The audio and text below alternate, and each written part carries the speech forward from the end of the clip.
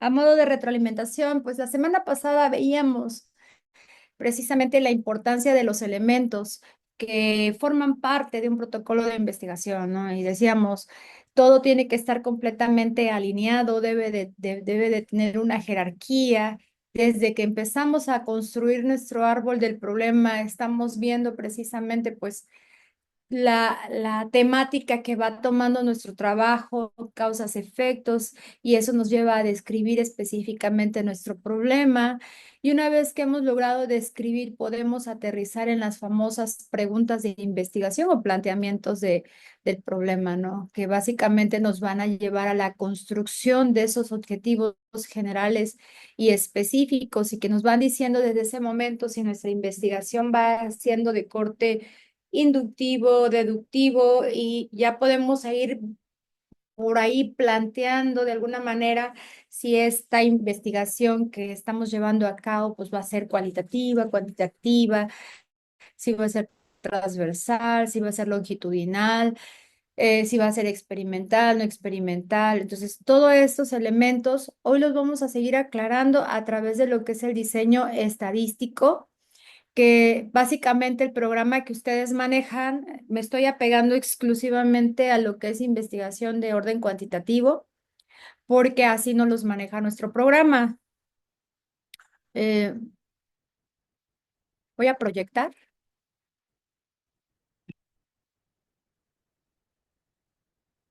y ok,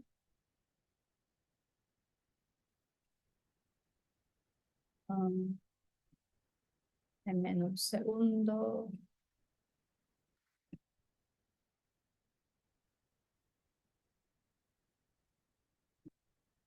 Ok. Empecemos a hablar un poquito de lo que es el diseño estadístico. Aquí ya tenemos que ir viendo con base en el diseño metodológico, obviamente esto va a formar parte del diseño metodológico.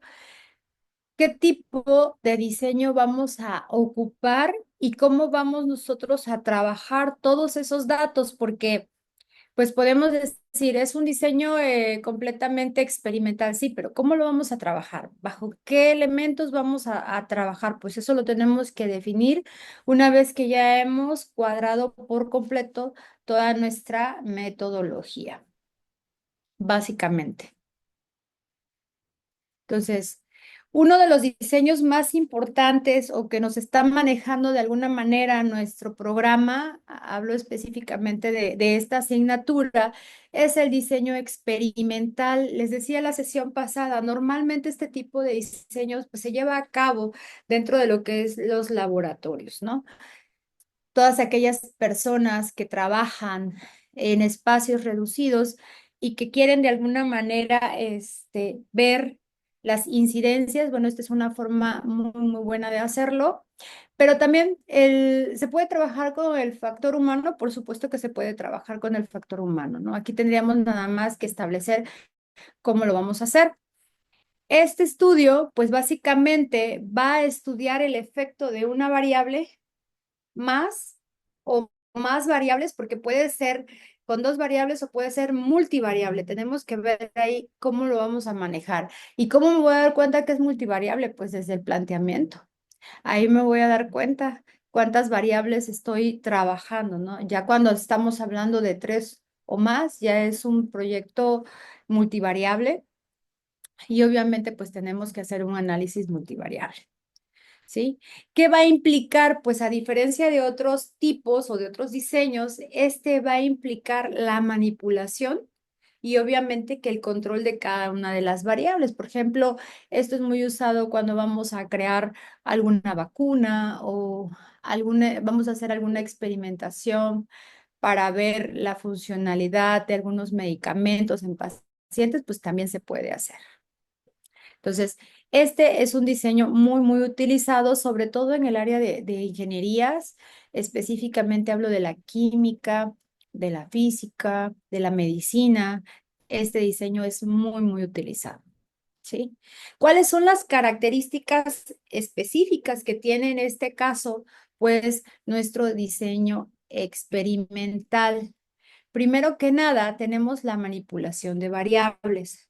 Aquí nosotros vamos a tener un control específico y vamos a manipular las variables independientes. ¿Para qué? Bueno, pues para observar básicamente qué está causando o cuál es el efecto que está teniendo esta variable independiente o variables independientes en las variables dependientes.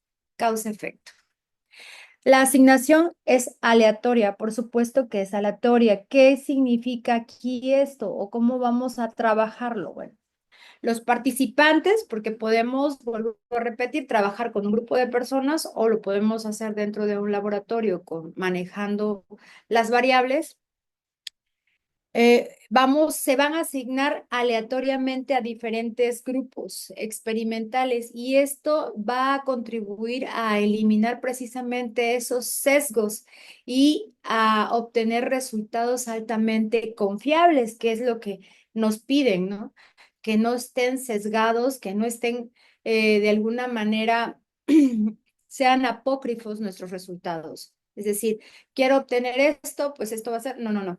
Esto nos permite a nosotros evitar esos sesgos y tener datos completamente confiables que nos van a servir específicamente para lograr excelentes resultados en materia investigativa. Sobre todo porque si buscamos, por ejemplo, probar la funcionalidad de una vacuna, pues imagínense la importancia que tendrían estos resultados. Nos vamos a estar trabajando con el factor humano. No podemos pasar a la fase donde se prueban los medicamentos con personas si en la parte del laboratorio pues no ha quedado bien. En control pues se mantienen constantes otras variables externas. Recuerden que puede haber otras reacciones y que son completamente ajenas a nuestro estudio y que de alguna manera podrían estar influyendo en los resultados. Y pues a través del control de las variables nosotros podemos reducir de alguna manera esa variabilidad. En este momento se me ocurre, por ejemplo, que si estuviéramos haciendo un estudio en una comunidad, el factor cultural puede ser una variable externa que podría afectar fuertemente nuestros resultados. Entonces tenemos que controlar esas partes para evitar que incidan en los resultados. ¿Sí? ¿Hasta aquí tienen alguna pregunta? Estamos muy bien, gracias. Perfecto.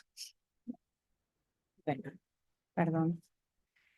¿Cuáles son los tipos de diseño experimental que podemos en algún momento trabajar? Primero, diseño de grupos independientes o de tratamientos independientes. Recuerden que esto va a ir en función de las variables que estemos trabajando, entonces puede ser uno u otro, es lo mismo. ¿Qué vamos a hacer? Asignar aleatoriamente sujetos a diferentes grupos y cada uno de estos pues va a recibir un tratamiento completamente diferente. ¿Cuándo es útil? Pues cuando se tienen grupos o de sujetos que no pueden ser medidos de manera repetida. Por ejemplo, aquí les pongo el ejemplo clásico. Estudiar el efecto de 4 tipos de medicamentos sobre la presión arterial, asignando aleatoriamente diferente grupo de pacientes a cada tratamiento. Vamos a evaluar en este caso el efecto del medicamento en 4 grupos distintos. ¿Sí? ¿Comparten características? Sí, pues todos son hipertensos, pero vamos a hacerlo aleatoriamente y no vamos a repetir el estudio. Vamos a ver específicamente cómo se está comportando el medicamento en cada uno de los grupos para ver la funcionalidad. ¿Sí? Entonces, este es uno de los más usados. El diseño de medidas repetidas o dentro de los sujetos. Este estudio, a diferencia del otro, permite de alguna manera establecer diferentes condiciones en momentos distintos. Es decir, que básicamente aquí cada uno de los participantes va a tener tratamientos o condiciones diferentes. Esto nos va a permitir tener un control mucho más amplio de la variabilidad que va a existir entre los sujetos. Entonces, un ejemplo de esto es evaluar el impacto de 3 diferentes ejercicios en la resistencia física de un grupo de personas. ¿Qué vamos a medir aquí? el desempeño de cada individuo después de cada ejercicio. O sea, 3 diferentes ejercicios de resistencia, pero en un solo grupo. Es decir, voy a aplicar esas 3 pruebas al mismo grupo. Aquí, a diferencia del otro, pues no tengo diferentes grupos, no hice diferentes células, sino que aquí específicamente solamente tengo un grupo, pero el tratamiento, pues son tres actividades o 3 rutinas que le voy a poner y voy a evaluar qué desempeño están teniendo con relación obviamente a estas actividades, ¿no? Para ver, puedo evaluar, por ejemplo, aquí el rendimiento, el nivel calórico, ¿qué más? A lo mejor si lo hago por diferentes etapas y quiero hacer un estudio completamente longitudinal, podría evaluar qué tanto está ganando masa muscular, la pérdida de grasa, etcétera, ¿no? Todos esos elementos que son importantes para tener una buena condición física. Y es de esa manera podríamos decir que realmente, por ejemplo, hacer sentadillas sí contribuye a ganar masa muscular y quemar grasa abdominal, ¿no? Entonces, es una hipótesis, obviamente, pero para poder comprobar en este caso, pues la efectividad de cada una de estas actividades tendríamos que estarlas evaluando. Y normalmente, pues aquí ya estaríamos hablando de un proyecto o de una investigación, pues completamente longitudinal, porque el ejercicio pues lleva tiempo, pero lo podríamos cambiar a una actividad transversal, por supuesto que sí, también podría ser. ¿Sí? Bueno, diseño factorial, que sería el tercero dentro de lo que es el diseño experimental, ¿no? Aquí vamos a explorar simultáneamente 2 o más factores. Por ejemplo, estudiar el efecto de la temperatura baja, media y alta y el tipo de luz, que sea natural o artificial, por ejemplo, sobre el crecimiento de las plantas. Esto lo hace mucho en el área de agronomía, ¿no? Por ejemplo, también cuando van a probar un nuevo fertilizante, por ejemplo, ellos van aplicando ciertas cantidades en ambientes controlados para ver la funcionalidad específica del producto, ¿no? Del fertilizante, porque no podemos sacar a la venta un producto que no ha sido probado. Tenemos que demostrar que sí. ¿Y qué van haciendo? Pues van midiendo el tallo de las plantas para ver realmente si es funcional o no es funcional, pero para esto pues obviamente van a ocupar 2 grupos, el grupo control y el otro grupo, ¿no? De esta manera podemos nosotros ir básicamente midiendo a la que estamos aplicando el producto y a la que no, para ver qué resultado estamos teniendo con esto. Entonces, esto es lo que quiero ver con relación a los diseños experimentales, ¿va? Ahora, diseño de grupos emparejados, que es el que sigue. Ay, perdón, ya me fui. Aquí. Perdón, es que ando un poquito mal.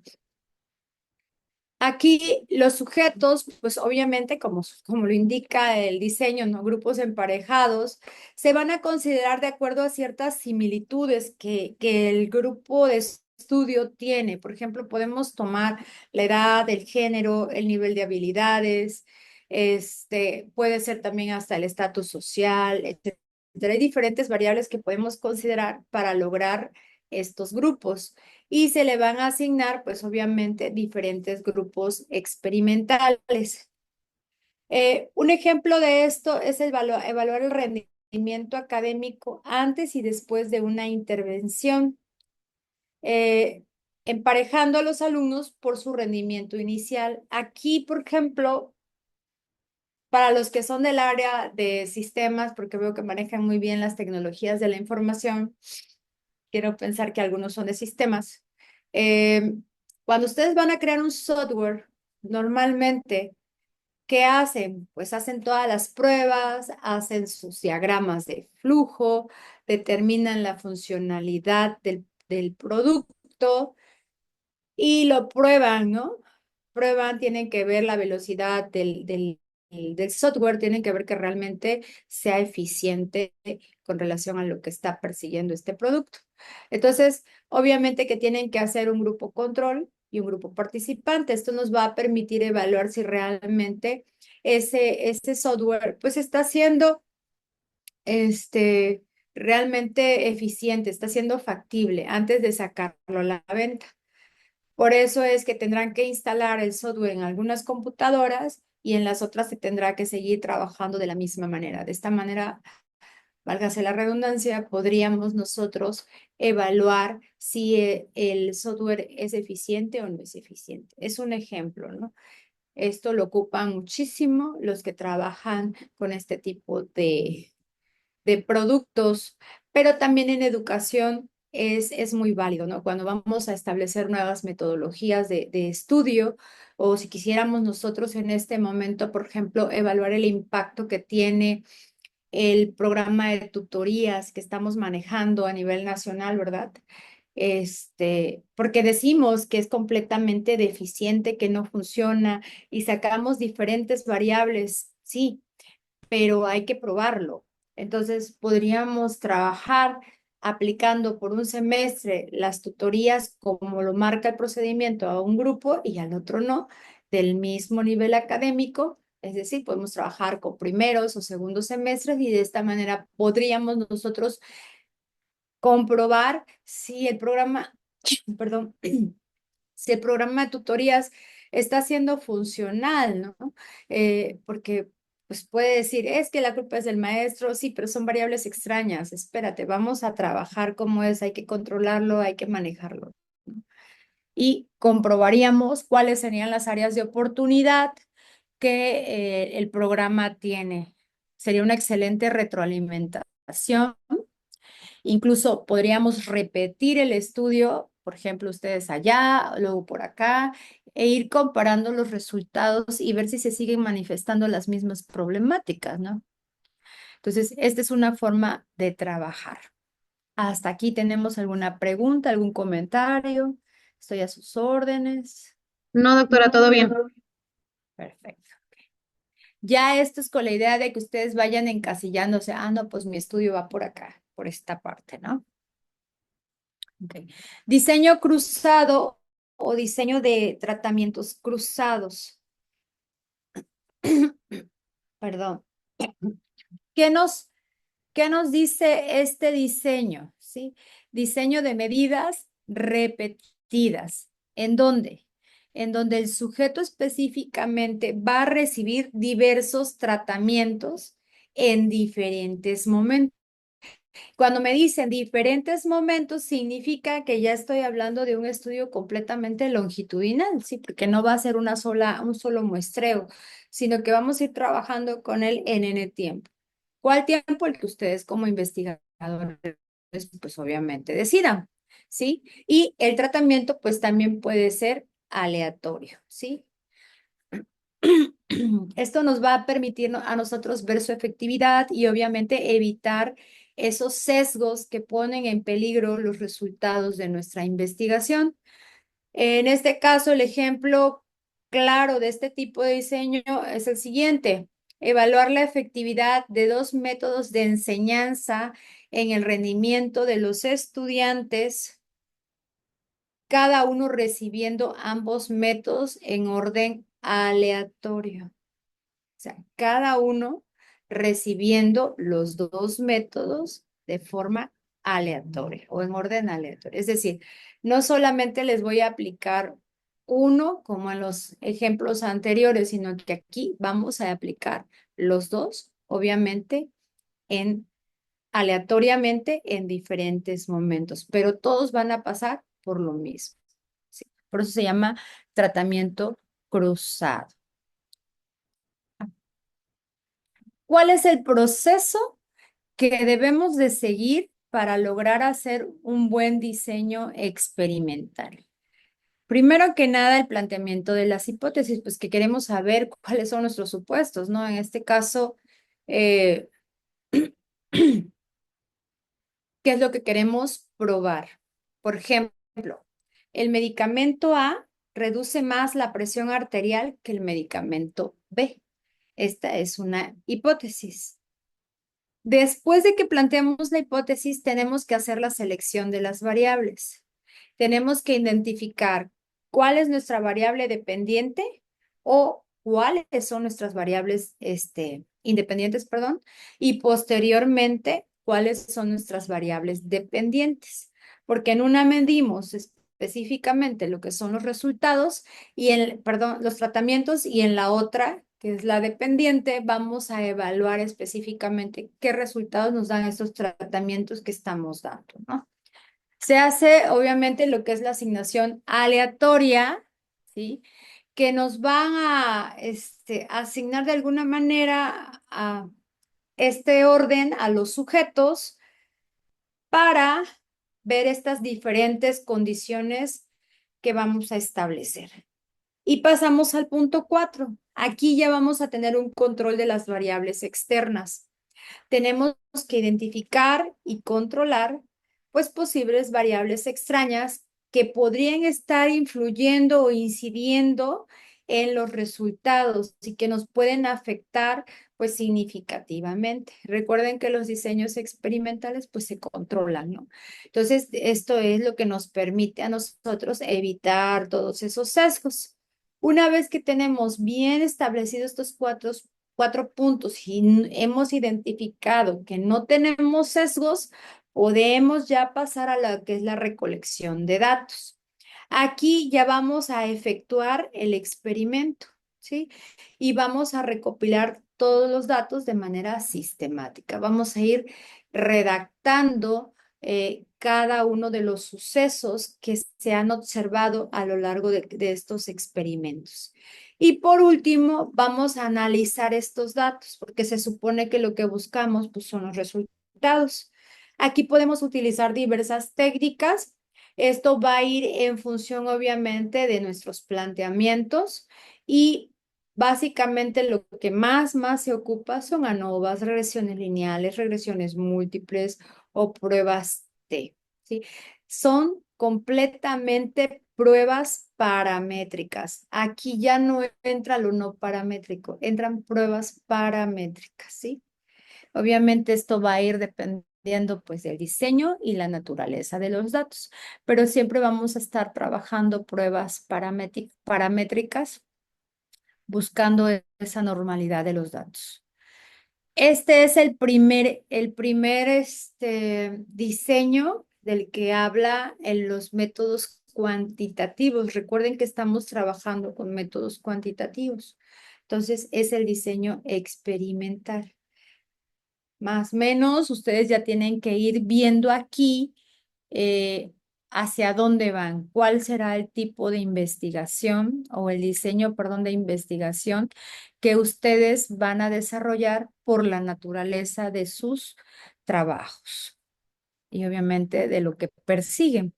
Es la razón del por qué tiene que quedar bien definido nuestro árbol del problema. Si no tenemos identificado cuál es la problemática, pues, ¿cómo vamos a investigar? Tenemos que ver eso. ¿Qué ventajas y desventajas tiene este método experimental o diseño experimental? Las ventajas es que tenemos un establecimiento de las causas, es decir, podemos establecer relaciones causales y no solo correlacionales, ¿sí? Sino que vemos causa-efecto, variable independiente en la variable dependiente. Control de las variables extrañas. Recordemos que hablamos de que aquí nosotros tenemos un control completo de las variables y las podemos manipular. Entonces, al manipularlas, vamos a evitar específicamente que otros aspectos u otras variables puedan incidir en el resultado que nosotros esperamos obtener. Si estamos creando una nueva metodología, pues obviamente que lo que queremos es que esa metodología sea completamente funcional.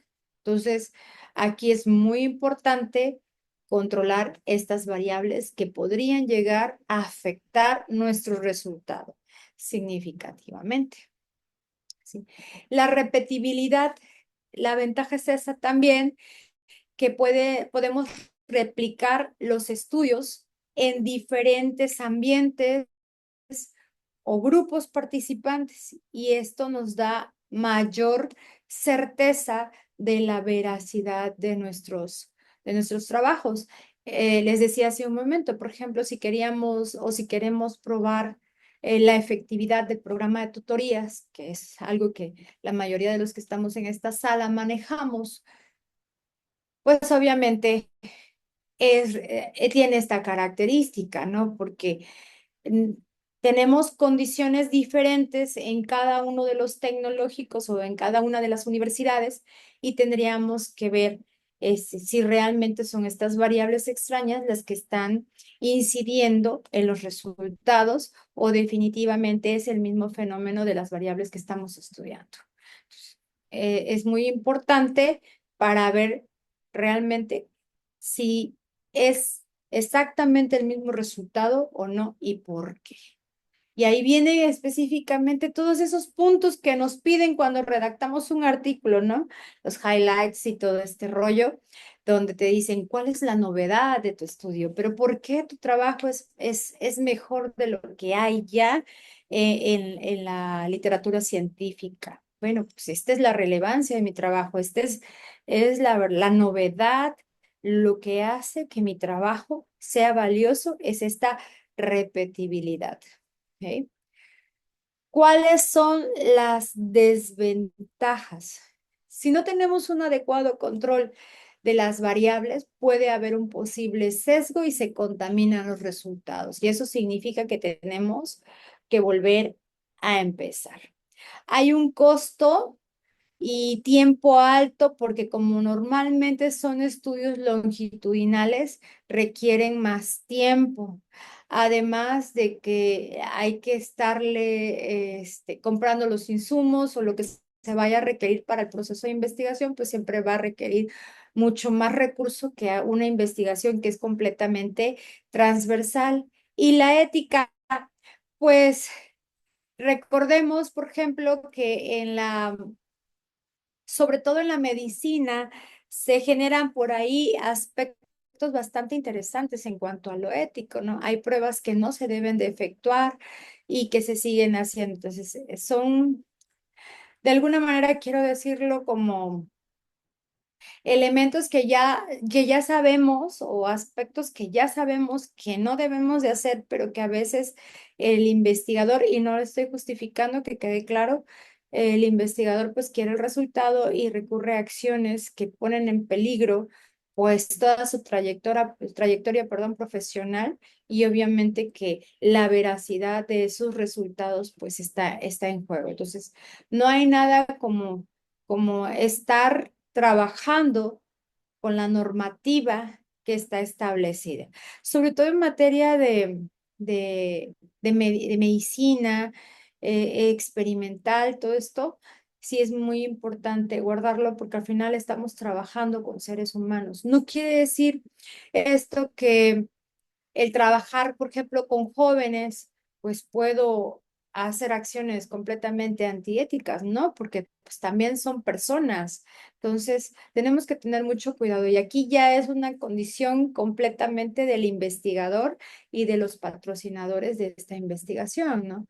Porque al final de cuentas, pues todos cuando hacemos un trabajo, pues tenemos nuestros propios patrocinadores. Aquí no se trata de indicadores, sino se trata de veracidad, se trata de realmente tener un resultado altamente confiable y que sirva, porque hoy vivimos en ya un momento completamente diferente en la ciencia, ¿no? Hoy ya nos están pidiendo que tenga un impacto social, que sea una investigación que considere todos los ejes, los ODS, por ejemplo, que sean investigaciones que propicien la economía circular y conceptos que antes no se escuchaba y que hoy vienen a revolucionar toda esta parte de la ciencia, ¿no?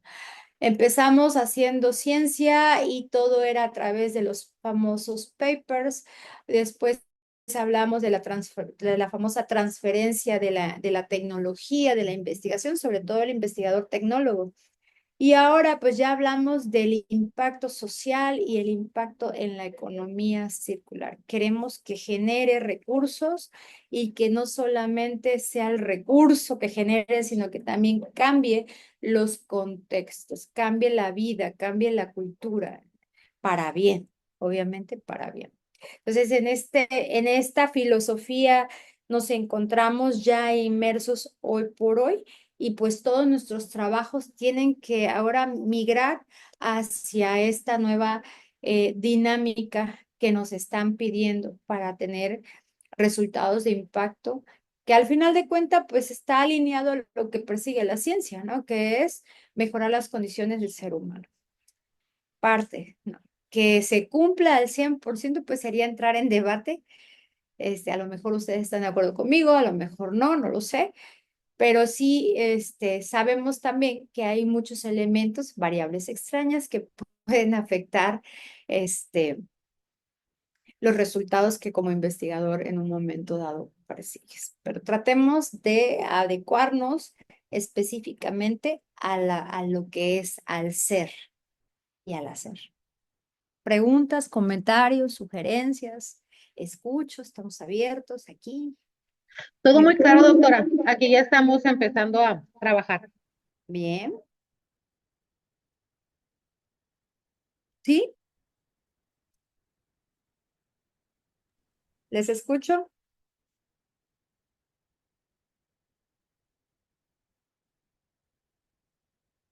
Adelante, maestra. Sí, es que se nos vicia el sonido. Sí, estamos aquí tomando nota y ya adaptándonos para trabajar en lo que nos requiere, doctora. El diseño no experimental es el que sigue y es la verdad lo que yo más hago. Como administradores, pues es la parte que más trabajamos, ¿no? Los diseños no experimentales. Y aquí, pues básicamente nosotros vamos a observar, registrar y analizar específicamente todos estos fenómenos con la diferencia de los experimentales, ¿no? Que acá sí manipulamos y acá nosotros tenemos prohibido manipular. Simplemente tomamos las variables en su estado natural y las tenemos que analizar tal y cual se comportan sin alterar absolutamente nada porque es lo relevante del estudio.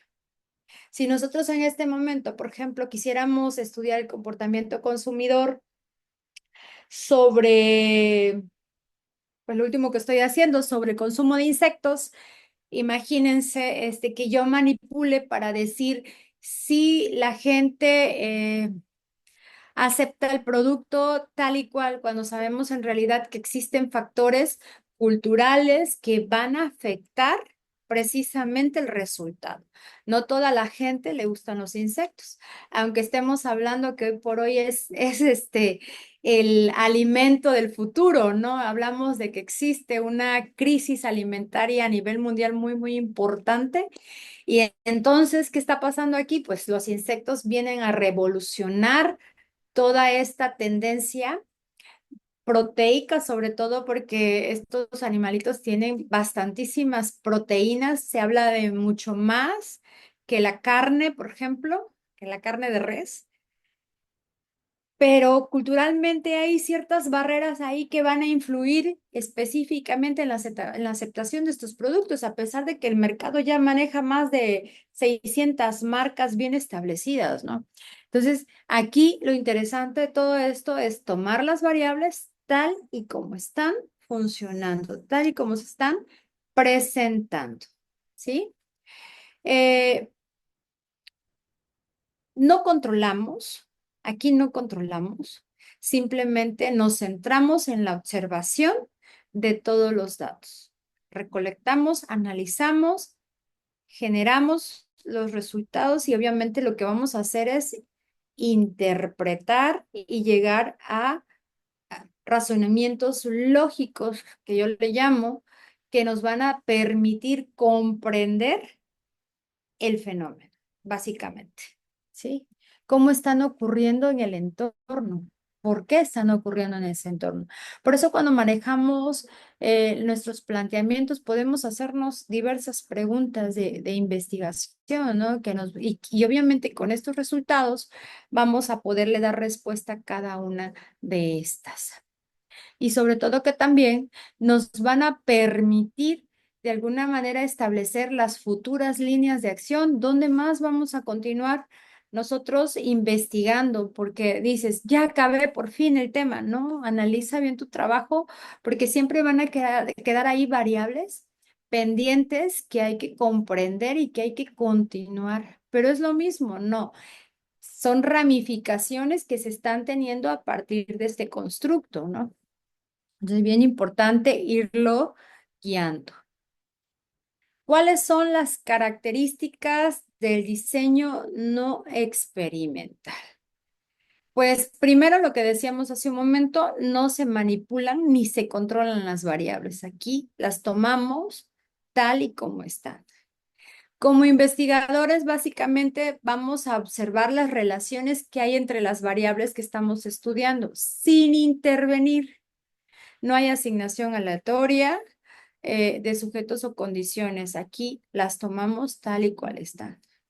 El otro punto es el estudio de fenómenos en su entorno natural. ¿Qué significa esto? Pues que los datos van a recopilarse tal y cual se presentan. Nosotros no podemos alterarlos. Lo vamos a tomar tan real como se están presentando, como se están manifestando. Y esto va a tener mucho eco en la validez externa, ¿no? Que va a ser esa capacidad que vamos a tener para poder de alguna manera generalizar todos los resultados obtenidos. Y es muy común, pues, en el área de las ciencias sociales. Nosotros, como administradores, pues pertenecemos al área de ciencias sociales y aquí es donde más nos desarrollamos. Les decía hace rato, podemos hacer estudios de mercado, podemos hacer este, bueno, eso es en cuanto a Merca, ¿verdad? Pero podemos estudiar, por ejemplo, los impactos que está teniendo la competitividad empresarial con relación, no sé, a los productos que se están manejando. O sea, hay tantas áreas de oportunidad que se pueden estudiar. Incluso ahorita con el famoso distrés, ¿no? Podemos trabajar con los trabajadores la redundancia de diferentes empresas e ir evaluando el distrés que están teniendo y su incidencia en la productividad o en el desempeño laboral. Hay muchísimas variables que son muy interesantes y que nos dan esa relevancia en la investigación, porque al final de cuentas estamos trabajando con motores importantes. Número uno, las empresas, que son las que mantienen o sostienen esta economía, y el personal, que pues sin ellos no habría empresa, ¿no? Entonces, es la parte más importante dentro de todo este escenario y que podríamos nosotros, pues básicamente generar muchísimos resultados. Y vale la pena comentar aquí, ¿no? Por ahí dicen, es que las ciencias sociales no sirven, ¿no? Cuando estudias un doctorado en administración, un doctorado en educación, todo lo que esté dentro del área de ciencias sociales, para los que son puros, dicen, no, porque no estás descubriendo nada. No, discúlpame, si estoy descubriendo. O sea, aquí estamos viendo el comportamiento humano y el comportamiento organizacional. Dos elementos claves para tener buenas relaciones, básicamente, y buenos resultados a nivel global. Entonces, sí es importante. Hay que defender nuestras áreas. Pero bueno, ese es así como un pequeño traumita que traigo por ahí con algunos compañeros, colegas. Causas y efectos. Aquí sí buscamos esas relaciones entre las variables, ¿sí? Aquí buscamos ver la correlación, es decir, qué tanto afecta la variable independiente a la variable dependiente, pero no podemos afirmar como tal una relación causal, ¿sí? ¿Por qué? Porque no estamos controlando específicamente esas variables externas. Recuerden que aquí tomamos las variables tal y cual se presentan y con ellas trabajamos, no las manipulamos. manipulamos. Entonces, por eso es que en este punto siempre vamos a trabajar más correlaciones o que sean trabajos de tipo más explicativos, ¿no? A diferencia de la experimental, aquí sí puede utilizar pruebas no paramétricas, ¿sí? Dependiendo los resultados que tenga de mis pruebas de hipótesis. Por eso voy a utilizar diversas técnicas o estrategias, como le quieran llamar, como son pruebas de Kolmogorov, pruebas de Shapiro-Wilk, que son dependiendo del número de datos. Por ejemplo, les decía yo la sesión pasada, si mis datos son de menores o iguales a 50, pues obviamente voy a utilizar pruebas de Shapiro-Wilk, ¿no? Para ver si mis datos siguen una distribución normal. Y esto me va a llevar a identificar si voy a utilizar pruebas paramétricas o no paramétricas. Igual, si mis datos son mayores a 50, pues voy a utilizar pruebas de Kolmogorov-Smirnov para precisamente ver esa normalidad de los datos. Si en ambas pruebas mis datos me muestran una normalidad, significa que voy a utilizar pruebas completamente estadísticas. Pero si mis datos muestran que no siguen esa distribución normal, ok, entonces nos vamos a inclinar hacia pruebas no paramétricas. Y aquí pues va a cambiar, ¿no? Esta parte, pero el resultado va a seguir siendo eficiente y confiable. Recuerden que la confiabilidad pues básicamente nos las van a dar nuestros instrumentos. Por eso es que tenemos que hacer la validación de cada uno de ellos, ¿va? Y eso lo vimos, pues, la sesión pasada. Aquí los tipos de diseños, pues los más clásicos son los correlacionales, donde vamos a ver específicamente esa relación entre la variable independiente con la variable dependiente. Un ejemplo de esto es analizar la relación entre el consumo de medios sociales y los niveles de ansiedad en adolescentes. Formulé como que los objetivos para que vayamos viendo, ¿no? Porque al final de cuentas es lo que nos va mandando relación entre variable independiente y la variable dependiente. Esta es una forma de hacer investigación correlacional que por lo que va viviendo más o menos sus trabajos van cayendo en estos constructos, ¿no? En lo no experimental. Sí. Y aquí ya no vamos a ver porque esta cosa me... Ahí está. Los estudios transversales, a diferencia de los longitudinales, que eran los que veíamos hace ratito, pues aquí la aplicación del instrumento es en un solo momento, se recogen los datos una vez nada más y ya podemos trabajar con ellos, ¿sí? No hay que estar, midiéndolos constantemente o aplicando diversas muestras o muestreos, sino que vamos a hacer a una muestra una sola vez los instrumentos y se acabó. Por eso es que una de las características que más adelante vamos a ver, pero me adelanto porque vale la pena decirlo, es que esta investigación pues, es relativamente rápida y podemos entregar resultados más ágilmente. ¿Siguen siendo tan válidos como los experimentales? Por supuesto. Para eso son las pruebas de validez de nuestros instrumentos. Un ejemplo de investigación transversal es estudiar la prevalencia de la hipertensión en una población en un año determinado, en un solo momento. ¿Va?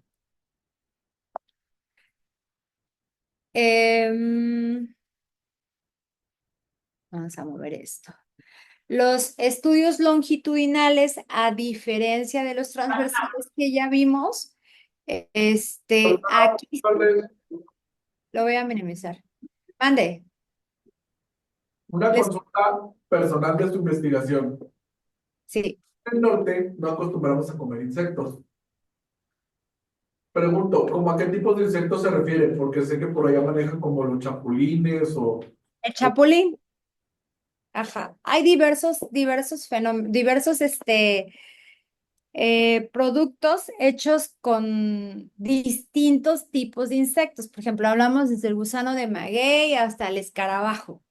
Y por ahí hay algunos lugares donde se maneja lo que son las cucarachas, pero esta zona está caracterizada por lo que es el consumo de chapulín. Específicamente es, ¿mande? También se comen las cucarachas. Por acá no. Nos dio susto. No, no, por acá no, pero pero estoy hablando que hay regiones en México. Ahorita que hacía todo lo que era el estado del arte de mi próximo artículo, veía que hay lugares aquí en México donde el consumo de insectos es muy recurrente y manifestaban por ahí algunos artículos, ¿no?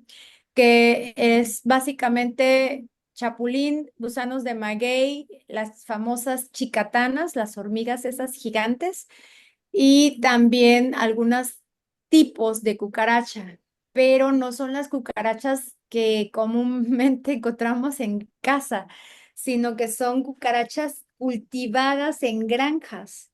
¿Y esto por qué? Porque se ha comprobado que definitivamente el aporte vamos a hablar de 100 gramos de carne con relación, si lo comparamos con los insectos, la carne de res te da un aporte de proteína entre el 25 y el 30%, mientras que el de los insectos te da un aporte del 60%. Entonces, por eso es que se ve que efectivamente el consumo de insectos es una de las alternativas alimentarias muy buenas para el consumo humano y aparte por el efecto invernadero, ¿no? Que contamina menos el tener granjas de insectos a tener criaderos de ganado. Entonces, por ahí va. Pero, por ejemplo, el insecto, en este caso hablemos un poquito del chapulín. Bueno, no sé hasta dónde vaya su investigación, perdón. ¿Tiene que tener algún tipo de alimentación específica para el consumo humano? ¿O es así como que bueno, es que no me Cuando es por ejemplo. Ujú. Cuando es un chapulín silvestre, es decir, los que las comunidades normalmente recogen en los campos, puede bajar el nivel proteico. Está comprobado, bueno, ya lo hicimos, está comprobado que puede bajar hasta en un 10% el aporte de proteína. Es decir, que por cada 100 gramos de chapulín estarías consumiendo 50 gramos de proteína en caso de ser un Chapulín Montes. insecto que fue recolectado a campo abierto. Cuando hablamos de las granjas de chapulines y que estos animalitos son alimentados con alfalfa y otro tipo de hierbas como por ejemplo la espinaca o lechuga, hay un aumento considerable de la proteína que puede aportar. Entonces, aquí lo conveniente es que realmente estos animalitos pues sean alimentados para obtener mejores resultados en los productos. Nosotros lo que estamos haciendo o hemos concluido ya es lo que es un tipo embutido en modalidad jamón. No le podemos llamar jamón porque conceptualmente hablando, el jamón es específicamente de cerdo o de Sí. pavo o una combinación de las carnes, porque realmente es una combinación. Entonces, dentro de toda esta ramificación de las ciencias alimentarias, pues se le llama tipo embutido. Y es un tipo embutido estilo jamón, de más o menos enfocándolo a un sabor gourmet, tipo ahumado, para que me entienda, que es el que ha tenido mejor aceptación que el que no es ahumado. Ahí estamos. Perdón, y sí, bueno, si hay un mercado para ese producto. Por supuesto que sí. Digo, es que es Eh, totalmente novedoso, perdón las preguntas, ¿eh? sí, Es sí, no, no. novedoso para Es, nosotros. Sí, de hecho, sí lo estamos teniendo, sobre todo en la parte de Oaxaca, que es donde más se consume. Nosotros colindamos con el estado de Oaxaca, entonces es donde más aceptación tuvo el producto. Hicimos un estudio de mercado tanto en Oaxaca como en Veracruz para ver el nivel de aceptación y pues obviamente Oaxaca es súper aceptado el producto. ¿Qué nos pidieron? Cambiar la presentación, porque se entregaba tipo salchicha, así, y ya uno lo rebanaba, ¿no? Entonces ellos quieren las lonchas, esas que le llaman, las lonjitas de jamón, ya bien definidas y en paquetes, pues, de 20 30 rebanaditas o 15 rebanaditas, no me acuerdo cuántas trae el paquetito, ya para poderlas consumir inmediatamente. Entonces, es lo que se está trabajando, el empaque, básicamente. Doctora, una última duda, bueno, al menos de mi parte. ¿El sabor es similar al del jamón de puerco, vaya, o al jamón de pavo, que es el que regularmente se utiliza? Así es muy similar porque todo el juego aquí está en los niveles de concentración que tiene. Ok. Gracias, doctora. Sí, a la hora. Aprovechando y saliéndonos del tema de los insectos, que estábamos muy sorprendidos. Antes de continuar ahí para la presentación, dice estudios longitudinales. Eh, Laboro como parte de un colegio privado, preparatoria, en Sí, el cual me desempeño como la directora académica. sí. Se nos hizo la solicitud hace algunos meses de parte de una asociación civil, SICAP se llama, le comparto. Ajá. En ellas estamos siendo parte, algunas preparatorias de un estudio longitudinal, justamente entra un poquito ahí con el ejemplo que usted nos pone ahí en la presentación. Dentro de esta investigación, pues se necesitan ver ahí unos aspectos del bienestar y la salud mental, ¿no? En este caso es longitudinal porque nos explicaban ahí los parámetros que van a llevar. Empezó ahora con los jovencitos que están en primer semestre, bueno, que están en primer semestre, se les va a realizar otro análisis, otra prueba, es un test, se les va a realizar ahora que están en segundo semestre, al finalizar el semestre, y así se van a ir, otra en tercer semestre, otra en cuarto, y así nos vamos.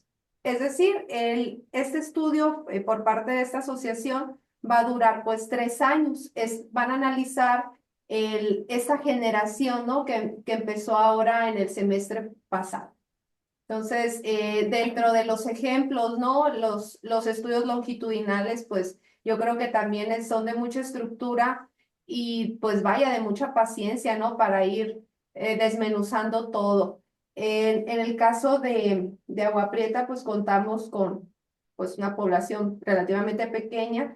Son pocas instituciones con este nivel, más sin embargo ahí ya nos comentaban en la parte de los psicólogos que están haciendo la ejecución de él, que están teniendo aún así complicaciones para tener la autorización, ¿no? de los padres, porque parte de los protocolos de inicio se realizaron pues ahí pláticas con los padres, se hizo la firma de la concientización, pues de el por qué y el permiso, obviamente, porque todo esto pues se está llevando con la privacidad de los datos que se requieren, ¿no? Por ser menores de edad. No, y aunque no sean menores de edad, es parte del protocolo cuando se va a hacer una investigación, independientemente de si es longitudinal o transversal, es importante sacar los permisos, porque luego pueden decirle, no, pues ya no tienes el acceso a. Entonces ya iba a cambiarte todo el proceso. Es importante siempre, por ejemplo, si vamos a trabajar con empresas, dirigir los oficios pertinentes para que nos otorguen pues todos los accesos a, a la recolección de datos, básicamente. Y sí, lo que usted nos está planteando en este momento es un ejercicio de investigación completamente longitudinal. Aquí la diferencia de los estudios no experimentales con los experimentales, que también son longitudinales, es que aquí vamos a aplicar el mismo instrumento cada vez que se muestre. No va a haber un cambio en el instrumento. Entonces ahí sí tendríamos que analizar si hay cambios en los instrumentos, que automáticamente se vuelve experimental.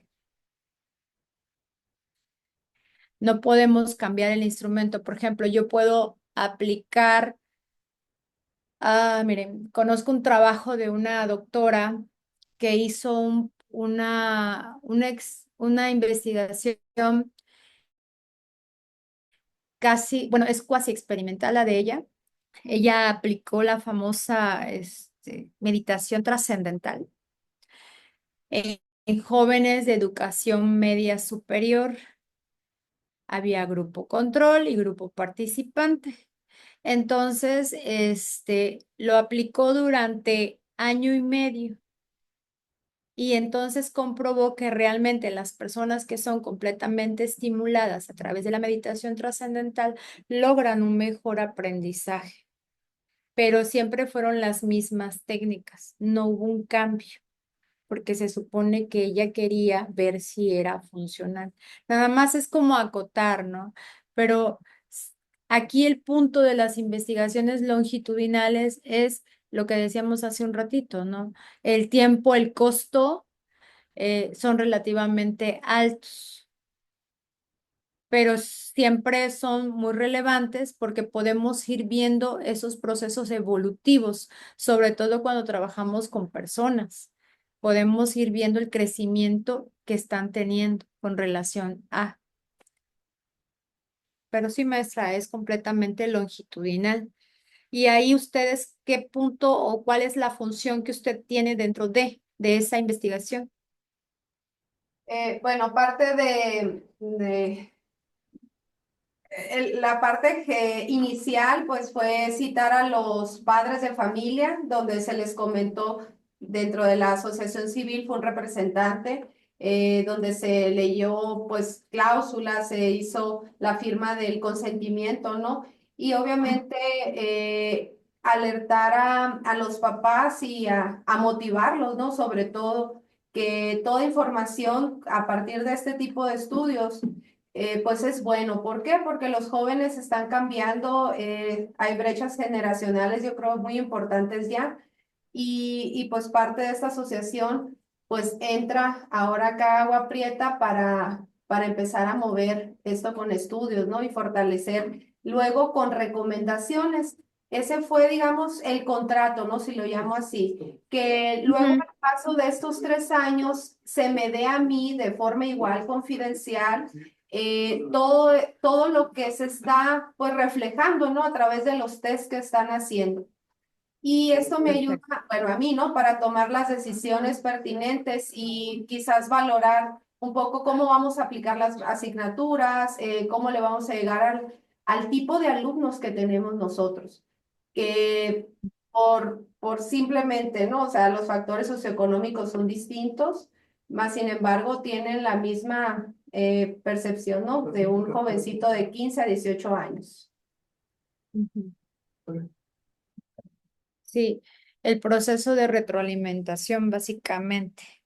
Pensé que formaba parte de la investigación, No, estoy siendo parte nada más de como proveer de la muestra, ¿no? Parte de, de la eh, gestión, así, básicamente. simplemente eso, y apoyar, ¿no? A la asociación civil porque pues trae bastantes ganas, yo creo, de aportar, ¿no? Conocimiento. Perfecto, perfecto. Estaría interesante que se involucrara un poquito más. Bueno, es la invitación, ¿verdad? Sí, Sobre así todo porque usted conoce a la comunidad. sí, Entonces, estamos en eso. Justo platicaba ahí con la persona que está en contacto para ver si hacemos un refresh. Ahí estuve yo platicando sobre también mis proyectos. Ahora sí, no, ahora aquí con el doctorado. Y hemos estado compartiendo muchísimas experiencias y pues sobre todo con eso, ¿no? El conocimiento de la etapa. ¿no? Si lo vamos a llamar ahí por la edad de los muchachos. Sí, es que en materia educativa hay muchísimas variables que estudiar y que son súper importantes para lograr un buen desarrollo en los muchachos. Sí, bueno, ahorita con las nuevas tendencias, con el acceso a la información, se están desatando fenómenos bastante difíciles que en este sentido, a través de este tipo de investigaciones, podrían ser atendidas, ¿no? Y ya no hablemos de la parte de adicciones, vamos a hablar del suicidio, que es uno de los puntos que está gravemente en nuestro país y que las estadísticas marcan que van en aumento. Es por ahí, sobre todo a nivel medio superior. Perfecto, maestra, pues ojalá que cuando tenga los resultados nos los pueda compartir. Sería muy interesante ver cuál es la tendencia con relación a ese estudio. Sobre todo porque recordemos que si los datos no se replican y no se comparten, pues entonces no hay crecimiento. Sí, claro, es lo que le comentaba, es un psicólogo propiamente que está con nosotros ahí en el colegio realizando este tipo de test. En noviembre justo fue cuando se hizo el primera etapa, ¿no? De los test y en la segunda etapa está planeada para mayo. Entonces se hace en completa confidencialidad, en el espacio, en la hora que los muchachos estén tranquilos, o sea, se lleva ese análisis junto con él. Y sí está muy comprometido a compartir y claro, en su momento se lo hago llegar, doctora. No, pues muchas gracias. Igual sería bastante importante que lo, que lo publiquen, Sí. porque así nosotros tenemos mayor acceso a la información y podemos saber cómo tratarlo. Sí, Bueno, claro. Ajá, resolver problemas, ¿no? Y obviamente en función de la prevención, porque viene mucho sobre el bienestar, la salud mental, la percepción que la adolescencia, el adolescente ahorita tiene. Y viene, exactamente. ¿no? Me ha marcado tres variables importantes que yo como administradora retomo ya con la gente que trabaja. O sea, si Sí. acá no hay un buen desarrollo, imagínese ese tipo de personas que tenemos en los diferentes contextos laborales, ¿no? Entonces, todas las problemáticas que podemos llegar a tener dentro de la empresa si desde acá no se atiende. Sí. Es correcto. Cómo vamos viendo, ¿no? Y viene, y veo las dos caras yo, ¿no? Porque estoy con media superior, como maestra, como en parte de dirección, y además veo el contexto ya, el nivel superior, y digo, ya, sí, es que es por aquí, sí, sí es cierto, este indicador, esta variable, ¿no? Que usted menciona, pues sí es importante fortalecer. Así es. Pues muchas gracias, maestra. Esperemos ver el trabajo final y por favor, publíquenlo porque estos datos son muy, muy importantes para la toma de decisiones futuras.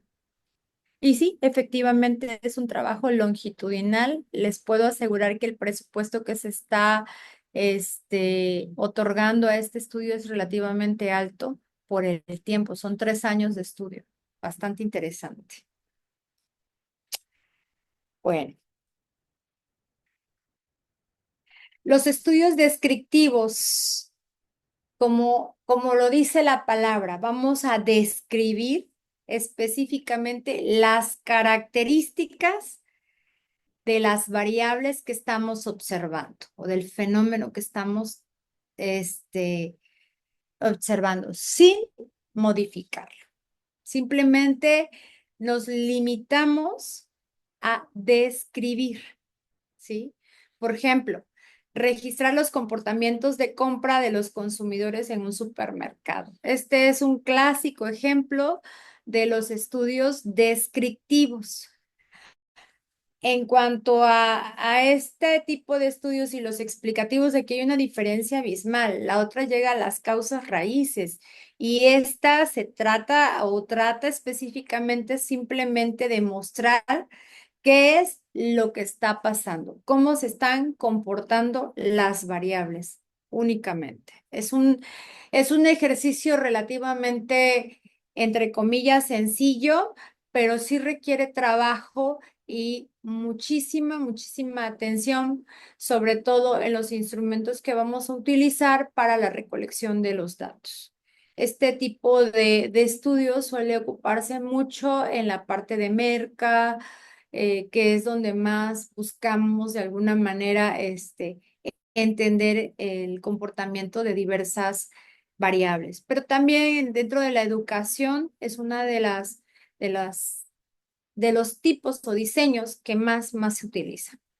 El estudio de caso, bueno, pues es un caso único. Aquí lo vamos a aplicar cuando, por ejemplo, estamos trabajando con un clúster de empresas o como es cuando estamos trabajando con una sola unidad. El caso que nos ponía la maestra ahorita hace un momento, que son cierto grupo de bachilleres, es un estudio de caso, porque es específicamente de ese clúster. No hay más. No estamos está reducido en este caso el muestreo, ¿va? Ojo, esto no significa que un estudio de caso sea fácil, no, son profundos, ¿sí? Son estudios completamente cualitativos y puede en un momento dado incluir datos cuantitativos. Vuelvo a repetir lo que dije la sesión pasada, ¿no? Hacer investigación cualitativa es la más difícil y tediosa que hay. ¿Por qué? Porque debemos de capturar específicamente las percepciones, las opiniones de cada uno de los participantes y transcribirlas tal y cual las dijeron. ¿Sí? No podemos alterar para nada los resultados. Tal y cual nos los dieron, así los debemos de tomar. Por eso es que este estudio, este tipo de diseño suele ser bastante profundo, ¿sí? Por ejemplo, análisis exhaustivo de una persona con una enfermedad rara. Aquí estamos hablando de una.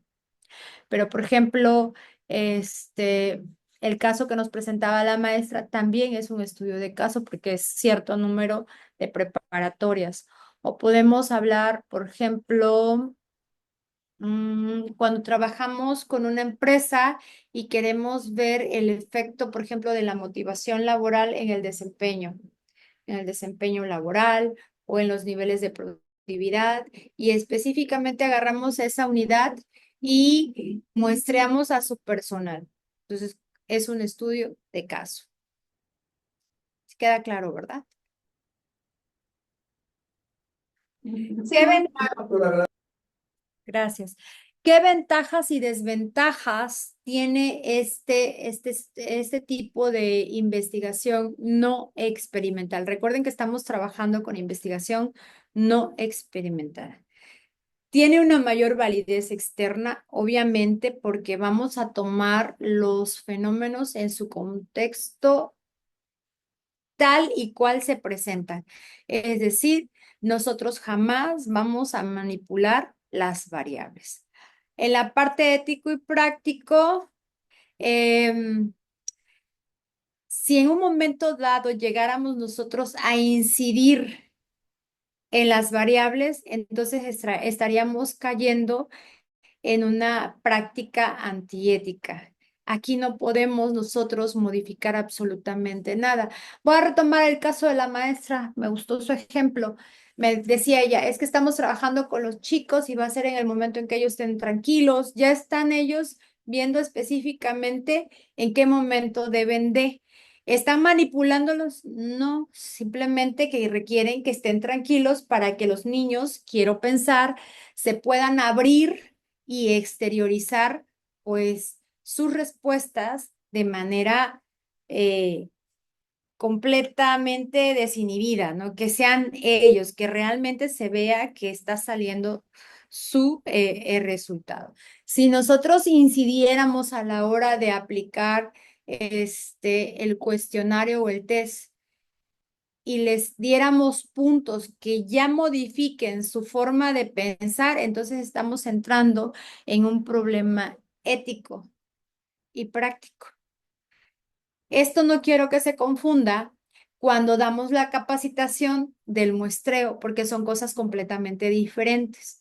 Dar la capacitación de muestreo a las personas que van a participar en el proceso de recolección de datos significa enseñarles cómo es que deben de preguntar cada uno de los ítems, cómo deben de presentarse y cómo deben de decirle a la gente del por qué se está aplicando esos instrumentos. ¿Cuál es la finalidad de esa investigación? ¿Sí? Para que de esta manera, pues no hayan sesgos, se pregunte exactamente tal y cual está en el documento, haciendo las pausas pertinentes, porque una mala formulación ya nos puede alterar el resultado. Entonces, esta parte es muy, muy importante. Nos hablan de una facilidad de implementar. Normalmente es mucho más práctico una investigación de corte no experimental, requiere menos dinero.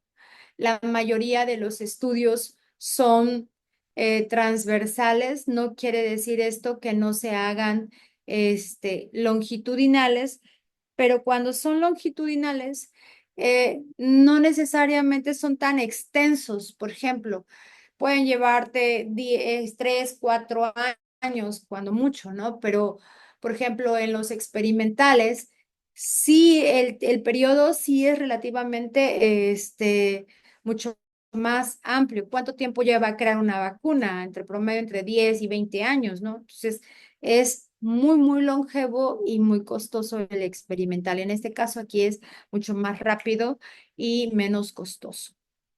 Desventajas, pues no nos permite establecer causalidades. Simplemente se toman los datos como están, no controlamos y podemos sacar básicamente el trabajo inmediatamente, ¿no? De esto obviamente, cuando hablo de inmediato, no quiero decir que mañana, pero sí normalmente nos llevamos un año, ¿no? Posibilidades de sesgos, como en todo tipo de investigación, aquí también existe posibilidad de sesgo, sobre todo porque nosotros no controlamos ninguna de las variables, así sean extrañas, no las vamos a controlar, tenemos que tomar los datos tal y como son. Dificultad para eliminar variables extrañas. Esto también podría llegar a afectar nuestros resultados, ¿sí? Dado que no los controlamos, pues entonces estas podrían en un momento dado influir.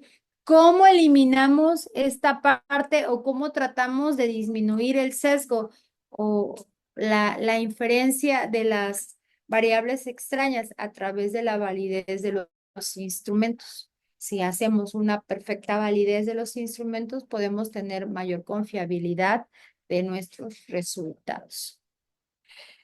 Esta parte de la dificultad para eliminar variables extrañas hace un poquito más de referencia cuando hacemos investigaciones de tipo cualitativa, por aquello de la naturaleza humana. Normalmente cuando somos personas, y los que trabajan con muchachos no me van a dejar mentir, si estamos haciendo algún tipo de investigación netamente cualitativa, luego sucede que el investigador se involucra de más en el problema y ahí es donde viene el sesgo, porque ya no lo estás viendo de manera imparcial, sino que ya te volviste parte del problema y eso es lo que tenemos que eliminar.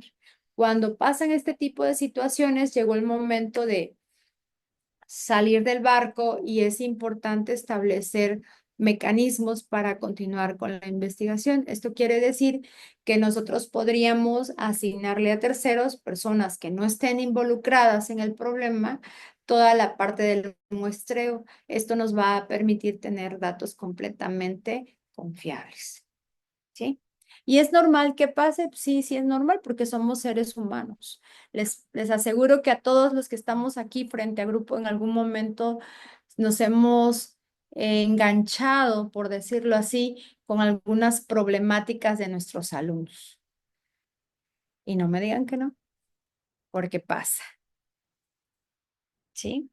Por último, vamos a ver los diseños cuasi experimentales.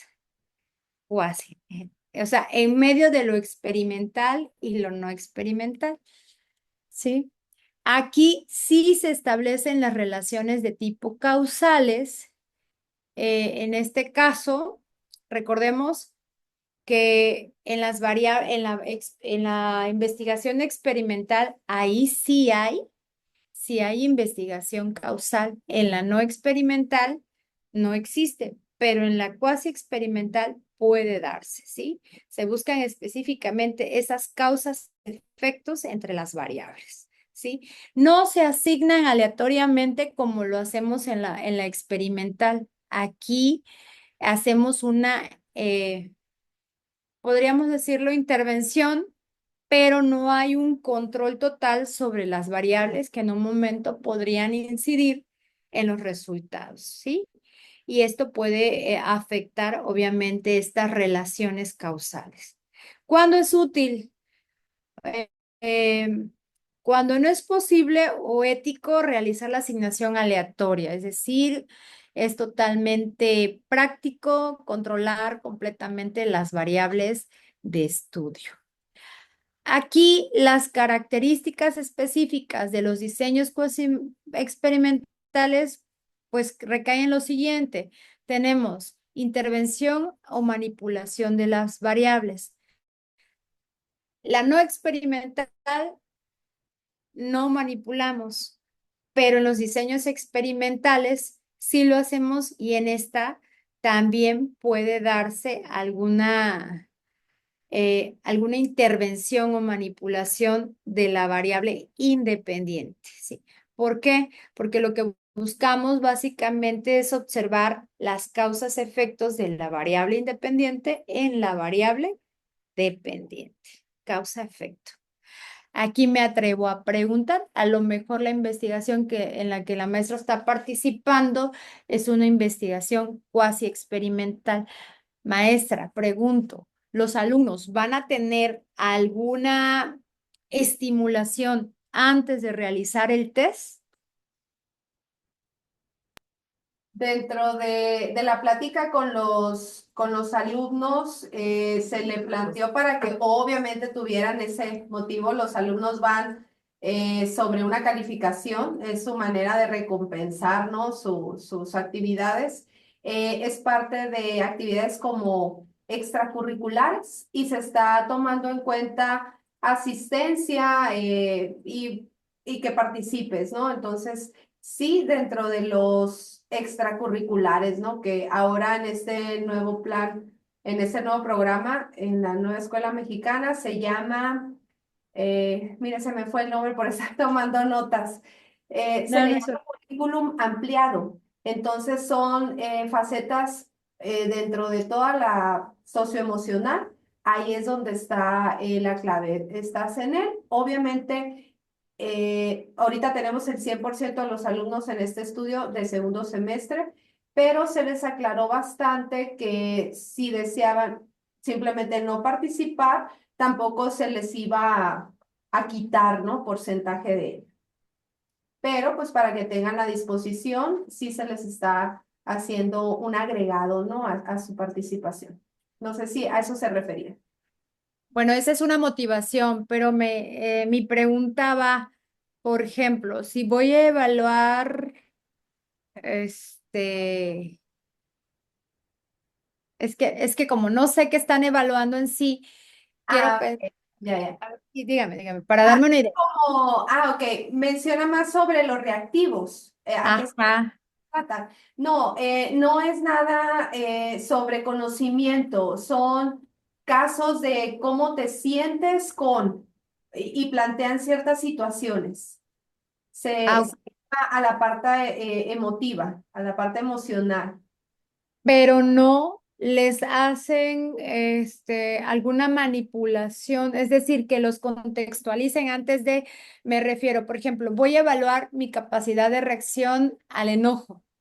Ah, Antes de eso no los hicieron enojar, no. no, no. No, no, para nada. Es parte encontramos un día adecuado para hacerlo, encontramos para que justamente estén en su propia personalidad. Y Ok. se trata de hacer dentro de un periodo intermedio de evaluación, en fechas donde no exista entrega de proyectos, donde antes de la clase no hayan entregado algo. ¿Para qué? Pues para que puedan por qué esto? ¿Por qué requieren tranquilidad para contestar? Porque sí les lleva al menos unos 60 minutos Ujú. y las horas regulares de ellos tienen módulos de 50. Entonces sí les representa un más. Entonces ese más es el que se está, digamos, evaluando, ¿no? Para que ellos se sientan pues motivados, ¿no? Para hacerlo. Ok, esa era mi duda. Porque Ujú. entonces no estamos hablando de un diseño cuasi experimental, es completamente no experimental, porque no están haciendo una incidencia en ellos, no están interviniendo. Así Ah, es. hay Ajá. estudios donde dicen, vamos a poner al grupo participante, les vamos a poner una actividad que les haga enojar y luego los vamos a evaluar. Ahí ya estamos manipulando. Sí, sí, Por eso tenía la no duda. lo van a hacer, no lo están haciendo así, no, porque ya se está efectuando. Porque, por ejemplo, en la escuela donde estoy yo, pues sí pudiéramos hacer esa manipulación, pero hay otras, llámese, que son las públicas, ¿no? Un Cebetis, un Cobach, pues ahí sí hay muchos más alumnos, entonces controlar la muestra, yo creo que ahí sí sería un poco complejo. Sí, claro. No, y sobre todo porque son grupos. Entonces, sí entiendo. Sí, es no experimental. Perfecto. Sí, lo que quiero que vayamos viendo básicamente es esas, diferencias entre los tres tipos, experimental, no experimental y el que estamos viendo ahorita que es cuasi experimental, ¿va? Hay ausencia de asignaciones aleatorias. En la otra vimos que, perdón, en la experimental vimos que efectivamente los datos son aleatorios. Aquí no. Aquí se asignan de diferentes formas de acuerdo pues básicamente a la conveniencia del investigador, más que nada, ¿no? Eh, hay un control parcial sobre las variables, parcial, es decir, no tenemos un control total como lo hay en la experimental. Aquí sí ejercemos cierto control, pero no quiere decir que lo tengamos completamente manipulado, ¿verdad? Entonces, son dos puntos importantes que tenemos que considerar a la hora de hacer investigación cuasi experimental, ¿sí? ¿Por qué? ¿Por qué no podemos controlarlas completamente, las variables extrañas? Pues para evitar que puedan influir básicamente en los resultados, ¿vale? ¿Cuáles son, ahora sí, los tipos de diseños cuasi experimentales? Tenemos estudios en entornos naturales, que es el primero, ¿sí? Aquí buscamos precisamente evaluar situaciones completamente reales, tal y como se están presentando en los contextos. Por ejemplo, pueden ser aulas, pueden ser grupos, pueden ser comunidades, donde nosotros podamos de alguna manera tener ese control parcial del que hablamos hace un momento y que no sea tan difícil, ¿sí? Para poder observar precisamente esas relaciones causa-efecto. No perdamos de vista que el diseño cuasi experimental específicamente busca ver causa-efecto, ¿sí? Bien. El segundo es el diseño de serie de tiempo interrumpida. Aquí los datos se van a recopilar en múltiples puntos, antes y después de la intervención, antes y después. ¿Para qué? Para evaluar si hay un cambio significativo en la variable dependiente después de la intervención, obviamente. Decía hace un momento, Entonces, si queremos nosotros evaluar el comportamiento del muchacho ante el enojo, pues tendríamos primero que aplicarle un poquito de enojo para ver cómo reacciona. ¿Sí? Hay una intervención. Un ejemplo de este tipo de diseño cuasi experimental es el siguiente. Se estudia el efecto de una campaña de concienciación sobre la reducción del consumo de alcohol en una comunidad. ¿Qué vamos a hacer aquí? Pues se van a recopilar datos sobre qué, sobre el consumo de alcohol en varios puntos, antes y después de la campaña, para ver si la campaña realmente funciona o no. Ese es un punto, ¿sí? Tiempo interrumpida. Serie de tiempo interrumpida. El siguiente es diseños de grupos no equivalentes. Aquí vamos a realizar básicamente una comparación de un grupo experimental, que es al que nosotros vamos a manipular parcialmente, con un grupo control, ¿sí? Que no vamos a tener ninguna intervención con él. Aquí, básicamente, pues los grupos no son asignados aleatoriamente, sino que nosotros los escogemos como tal y desde un inicio, ¿sí? Por ejemplo, un estudio de este tipo de grupos no equivalentes, comparar el rendimiento académico de dos grupos de estudiantes, uno que recibió un nuevo programa educativo y otro que no, sin asignarlos aleatoriamente, ¿sí? Simplemente a ti te toca este programa y a ti te toca este otro. Vamos a ver realmente cuál de los dos tiene mejor rendimiento académico a partir del tratamiento que les damos. Este es el grupo de diseños no equivalentes. De diseño de cohortes, aquí básicamente, a diferencia del anterior, este es a largo tiempo, ¿sí? No se asignan tampoco aleatoriamente, pero sí se analizan todos los efectos de las exposiciones o las intervenciones que se hacen sobre los grupos participantes o sobre el grupo de personas que está trabajando. Aquí, por ejemplo, en este tipo de diseño tenemos estudiar los efectos de la exposición al humo de segunda mano en el desarrollo de enfermedades respiratorias en dos grupos de personas. Uno que ha estado expuesto y otro que no. Por ejemplo, el que fuma y el que no fuma, pero se junta con ellos. ¿Vale? Entonces, este es un ejemplo clásico de este tipo de diseños. El diseño de comparación o grupos con pretest o post-test. ¿Sí? Aquí vamos a tener una medición básicamente de nuestros participantes antes de la intervención, por eso es pre y post. Y después de la intervención vamos a volver a evaluar.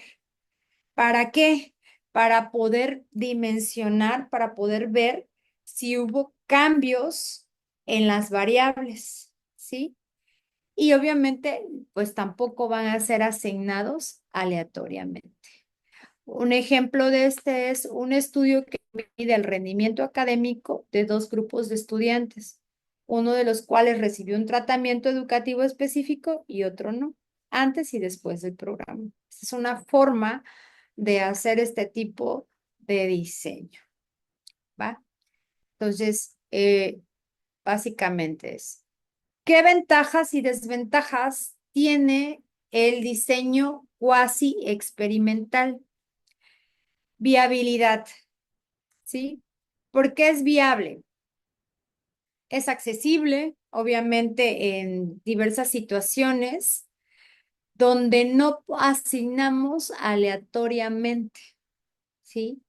Eh, Sobre todo en estudios en el área educativa o en investigaciones con poblaciones específicas, sobre todo etnográficas, hablemos un poquito de eso, ¿no? Permite estudios en entornos reales, Les decía hace un momento, ¿no? Se lleva en sus contextos completamente naturales. Aquí no hay intervención de nada, simplemente tal y como están, los tomamos. Esto hace que haya una mayor validez externa y que pueda ser replicado en otros contextos. Eso es muy importante para ver si se mantiene o no se mantienen esa tendencia en las variables. Y en la parte ético-práctico, perdón, ay, quiero estornudar. Aquí, como no manipulamos básicamente las variables, recordarán que hace un momento hablamos que hay una manipulación parcial, pues eso puede en algún momento generar ciertas controversias sobre los resultados cuasi experimentales, porque dicen que, o sea, sí manipulas porque tienes una intervención parcial, pero también la literatura marca que no hay un control completo de las variables, por lo tanto, los resultados son completamente válidos, ¿va? Es una cuestión ahí de un debate entre investigadores, básicamente. ¿Cuáles son las desventajas? Son dos. Menor control sobre las variables de confusión y amenaza de validez interna. Dos puntos muy importantes. Menor control sobre variables de confusión. Básicamente, al no tener una asignación completamente aleatoria, pues sí existe un mayor riesgo de que pueda haber variables que al no ser controladas influyan específicamente pues en los resultados de nuestra investigación, ¿verdad? Y afecten significativamente, si no son bien trabajados, los efectos, las causas-efectos de la variable independiente en la variable dependiente, ¿no? Que es lo que al final de cuentas este tipo de estudios busca, medir la incidencia de una variable en la otra. En cuanto a la amenaza de validez interna, pues los resultados básicamente son más generales y por la falta de una asignación aleatoria, en algún momento dado podría afectar el sesgo. Pero esto obviamente puede ser minimizado a través de una buena estructura de los instrumentos, una validez confiable de los instrumentos que va a evitar esta amenaza. Entonces, los tres tipos de estudios que vimos hoy nos hablan específicamente de cómo vamos a manejar nuestras variables, en qué momento podemos ir cayendo en cada una de ellas. ¿Podemos nosotros como doctorantes en el área de ciencias sociales aplicar cualquiera de las tres? Por supuesto que sí. Pero ¿hacia dónde más o hacia dónde se inclina más la, la balanza? La verdad es que nosotros hacemos más investigación de tipo no experimental, básicamente. Hasta aquí, ¿tenemos dudas, preguntas? ¿Les escucho? Está bien, bueno. De mi parte, no, doctora. Perfecto. No, doctora, todo muy claro. Bueno, ¿qué nos queda de chamba para esta semana? Pues es que ya se los pedí la semana pasada, ¿no? Ya les había dicho que a mí me interesa mucho que quede el protocolo de investigación y cierro mi materia con la operacionalización de variable o matriz de consistencia. Con eso estamos listos ya para empezar a hacer el proceso de muestreo. Les decía la sesión pasada, hay instrumentos que ya están completamente validados, ¿no? Nosotros aquí, pues no hay que ser egoísta, también hay que aprovechar y citar a los compañeros que trabajaron esos instrumentos, ¿no? Podemos buscar nuestras variables en los diversos repositorios como es Google Académico, Elsevier, Scopus, etcétera, ver específicamente si ya hay instrumentos de nuestras variables y si ya los tenemos, pues los vamos a citar y ahí reducimos básicamente es los tiempos para empezar el proceso ya de muestreo. Si no hay el instrumento que yo quiero utilizar, si no existe en la red el instrumento, es una excelente oportunidad para generar un producto más que nos lleve pues a lograr encontrar esos resultados que estamos deseosos de saber, ¿no? De cómo se están comportando nuestras variables en los contextos o en los diversos contextos en los cuales ustedes ya están incidiendo, es decir, ya están investigando, ¿no? Entonces, pues chamba para la semana no hay más que esa. Con eso voy a cerrar la siguiente sesión. Veo los últimos temas, ya nada más para quedarme en la parte donde ustedes ya, después de mí, ya empiecen a trabajar en campo, ¿vale? ¿Qué es lo que queremos? Que trabajen en campo una vez que ustedes apliquen sus instrumentos, puedan hacer el proceso de tabulación, después de que tabulen, analicen sus resultados y ahora sí, vámonos, hay que sacar el producto, ¿no? Sí, de rápido. Sí se puede. ¿Qué es lo más difícil? Alinear el protocolo. Es decir, la base. Esto es, yo siempre le digo a mis alumnos, esto es como cuando vamos a construir una casa. ¿Qué lleva más tiempo? Los cimientos. De verdad, observen, cuando están construyendo una casa, cuando están escarbando y que haciendo las cadenas y que van a poner las columnas, la parte de abajo es lo más longevo, es lo que lleva mucho más tiempo. De ahí levantan las paredes que da miedo, súper rapidísimo. Se ve el trabajo pues de los constructores, se ve inmediato, o sea, levantan súper rápido, pero lo de abajo lleva tiempo. Y así es esto. Tenemos que alinear bien el método para que podamos tener una muy buena investigación. Y evitemos esos sesgos de los que hablábamos hace rato. ¿Es difícil? No. ¿Tedioso? Un poquito. Pero al principio, ya que ustedes empiecen a estar más inmersos en todo esto, van a ver qué fácil se les hace. Y ya en unos, pues creo que les quedan como un año de doctorado, ¿verdad? Más o menos. Ahí está, un año. Estamos hablando de que el siguiente año, 2026, ustedes ya tienen el grado de doctor. 2027 ya los quiero verse evaluando en el SNI. Me lo presumen, por favor. Qué mejor distinción. Y por algo que definitivamente pues hacemos todos los días. Es su trabajo. Maestro, si no hay preguntas, ya no los quiero marear. Hablo mucho, ¿verdad? No, al contrario. No tiene idea de cómo hablamos nosotros, No. para no se aburre. Eso cerramos para que no los escuchen. No, nos llamó bastante la atención el tema y pues además estábamos aquí choqueando, ¿no? Con la parte de cómo estamos en México, pero los sesgos culturales bien marcados dentro de la alimentación, lo que se da como recurso natural, pues sí es bastante diverso.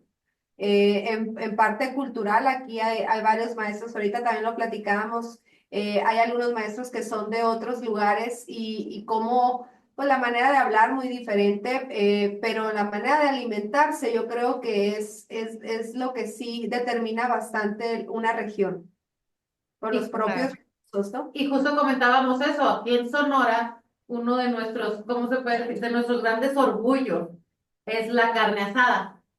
Entonces le digo, o Ajá. sea, haces ese estudio de mercado y lo traes a esta región y le digo, o sea, No. olvídate, eres capaz de tragarte mejor la vaca con tal de conseguir el porcentaje de proteína necesario antes de que tomar, le digo, o de que consumir los insectos. Porque, de verdad, aquí en Sonora en particular, en el área en la que estamos, no se acostumbra, pero ni por equivocación, ni siquiera por experimento, o sea, de verdad no se utiliza. Por eso nos llamó tanto la atención la parte en la que ya no solo se trata de utilizarlo, sino de ya llevarlo a algo como lo que son las lonjas de jamón, pues vaya. No Es, es, repasó el tema. No es repasó. que México tiene una diversidad cultural híjole, increíble. Y si ustedes comparan la competitividad de me puse en la semana precisamente a leer sobre los temas que ustedes están estudiando, porque pues para poderles orientar tengo que estar actualizada y leía, ¿no? Las estadísticas que marcan, por ejemplo, países como China, Singapur, que es, híjole, líder en competitividad empresarial. Con nosotros no, pues estamos en pañales. La verdad es que la literatura sí está bastante fuerte con relación pero fíjense que hay muchísimos estudios chinos que hablan específicamente sobre la competitividad en MIPYMES. Nada más hay que traducirlos, obviamente están en inglés, hay que traducirlos y podrían tomar de ahí bastantes indicadores que considero yo que serían muy buenos para evaluar la competitividad que tenemos en México en cuanto a infraestructura, tecnología, producto, porque también evalúa producto. Entonces sería interesante ahí cómo ustedes podrían hacer ese match bien bonito de cómo se está viendo allá y cómo se está viendo acá y qué nos falta para lograr que estas empresas, porque al final de cuentas las MIPYMES aportan, si no mal recuerdo, el 97% del Producto Interno Bruto en nuestro país, ¿no? Más o menos, en eso anda. Entonces ahí podrían ustedes trabajar con eso.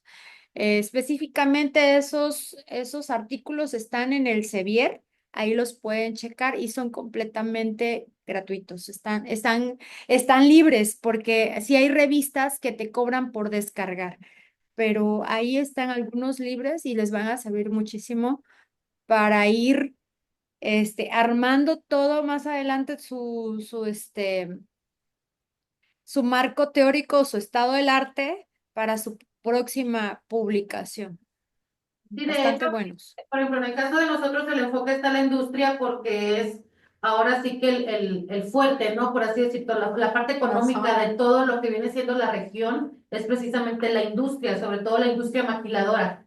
Y comentaba eso que dice de que aun cuando la diferencia que está, si nos vamos igual a la parte nacional, ahora sí que en tiempos de campaña de Andrés Manuel López Obrador lo trajeron aquí a Agua Prieta y lo llevaron específicamente a una maquila que se llama MWC de México.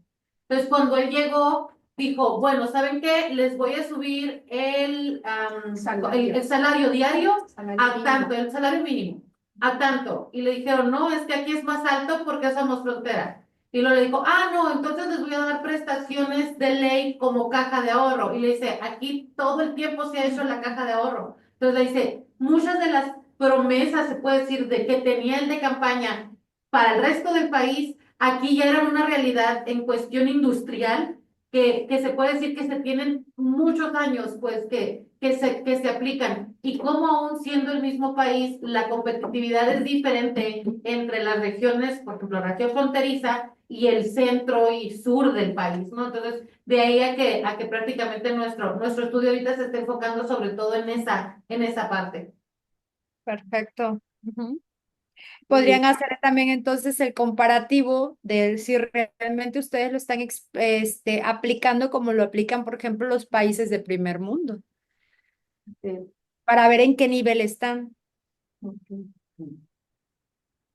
Y Está en con las todo áreas el de nearshoring oportunidad. también a lo mejor ahí, con estos cambios que se van a dar, pues ahora sí que sí tenemos mucho de dónde cortar. Y ahorita hablando de Sí. y hablando de China, pues está aquí instalada ya una empresa China, donde está haciendo la elaboración de gorras. Traen ahí proyectos a futuro, llámese al final del año. Ahí en una plática con ellos, porque hace unas semanas fui con los muchachos bueno, unas maestras, ¿no? Del colegio, ahí en la preparatoria, fueron a visita industrial y ahorita están despuntando a que quieren incrementar sus empleados. Entonces, dentro del margen de la frontera, pues, como dice mi compañera, pues estamos fuertes en la maquiladora, ¿no? Como tal. Muy interesante, muy interesante. Bueno, maestros, pues si no hay ninguna otra pregunta, alguna duda, vamos a dejarlo aquí porque entra el siguiente grupo, me están avisando. Entonces, nos vemos la siguiente sesión y espero sus trabajos, por favor, porque la siguiente sesión vamos a comentar parte de lo que ustedes están haciendo. Ya en la semana les estaré dando indicaciones de cómo vamos a manejar la última sesión. ¿Sale? Excelente. Muy bien, gracias. Gracias, doctora. Excelente tarde, hasta luego. Igualmente, Igualmente, bye. bye bye. Bye.